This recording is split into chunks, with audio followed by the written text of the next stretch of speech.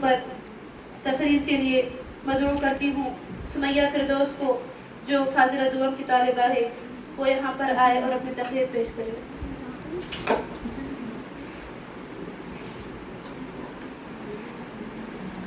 الحمد للہ وحدہ والصلاة والسلام علی من لا نبی بعدہ اما بعد فاعوذ باللہ من الشیطان الرجیم بسم اللہ الرحمن الرحیم الطلاق مرتان فامساک بمعروف او تسریح باحسان صدق اللہ العظیم۔ حضرات اساتذہ اکرام و مہمانان اعزام اور میری ہمدینی بہنوں، السلام علیکم ورحمۃ اللہ وبرکاتہ۔ آج کے اس انجمن تہذیب اللسان میں میری تقریر کا موضوع ہے اسلام اور طلاق۔ کوشش کروں گی کہ اس موضوع کو 4 نقطات کے تحت سمیٹ سکوں۔ آپ سب سے گزارش ہے کہ غور سے سماعت فرمائیں۔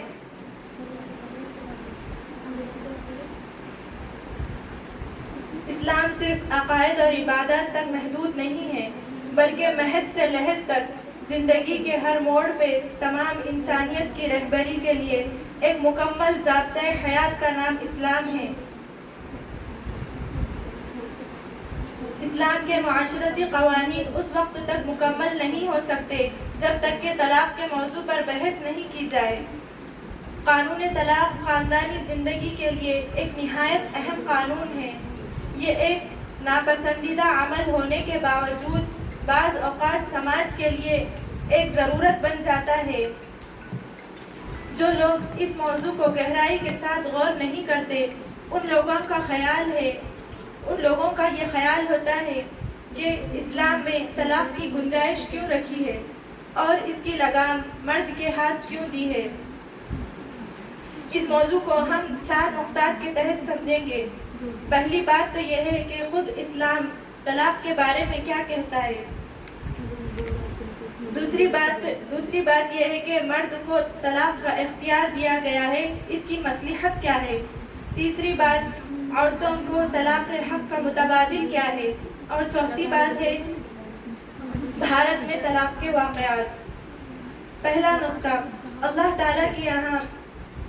تعالیٰ نے اسلام میں جن چیزوں کی اجازت دی ہے، ان میں سے سب سے زیادہ ناپسندیدہ عمل طلاق ہے۔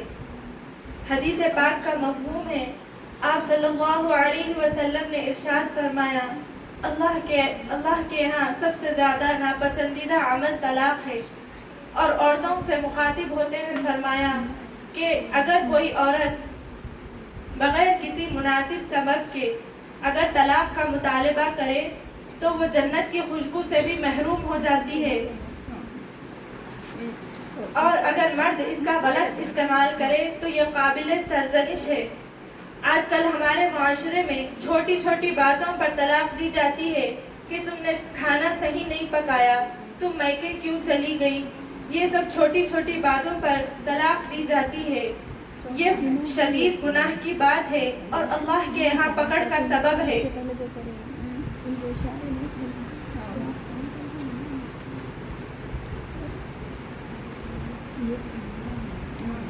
حضرت عمر رضی اللہ عنہ کے زمانے میں ایک مرد نے اپنی بیوی کو 3 طلاقیں دے دی۔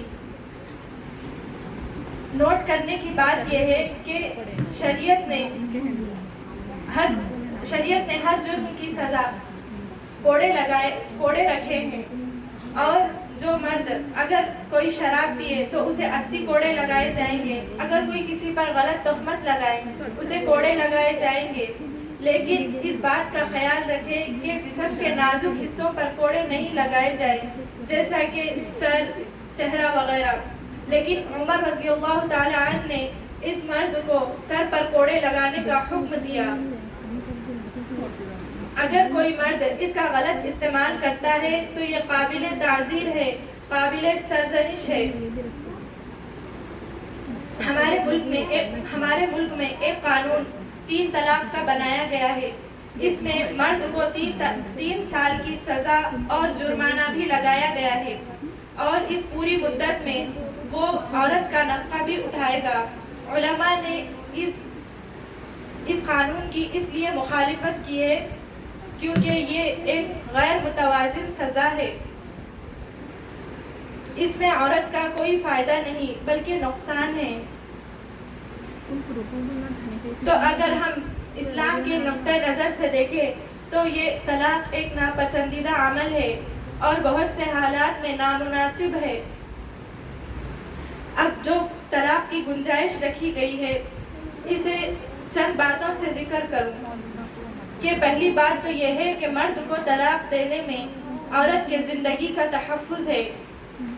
آپ کو یہ بات عجیب معلوم ہوگی کہ اس میں عورت کے زندگی کے تحفظ سے کیا تعلق؟ جی ہاں، تعلق ہے. اگر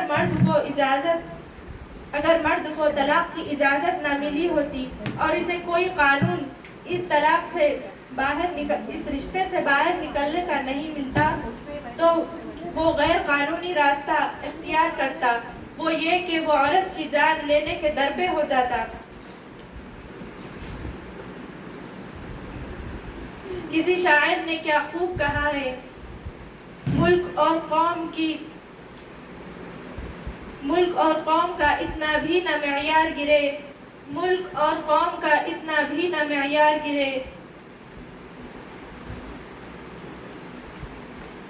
اگر سرخیاں دیکھے تو ہاتھوں سے اخبار گرے. تو طلاق کوئی اچھی چیز نہیں ہے، لیکن بالمقابل اس کے کہ عورت کی زندگی چلے جائے، اس کے مقابلے میں طلاق بہتر ہے. اور اس میں عورت کی عزت کا وقار ہے اور فریقین کے لیے آسانی بھی ہے. شریعت نے مرد کے ہاتھ میں اس طلاق کی لگام دی ہے. ذرا غور کیجئے اللہ تبارک و تعالیٰ کی قدرت پر. اللہ تعالیٰ نے عورت کو بہت جذباتی بنایا ہے.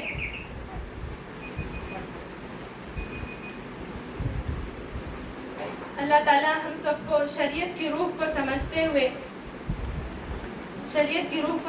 ہوئے اور دوسروں تک پہنچانے کی توفیق عطا فرمائے. وما علینا الا البلاغ. السلام علیکم ورحمۃ اللہ وبرکاتہ.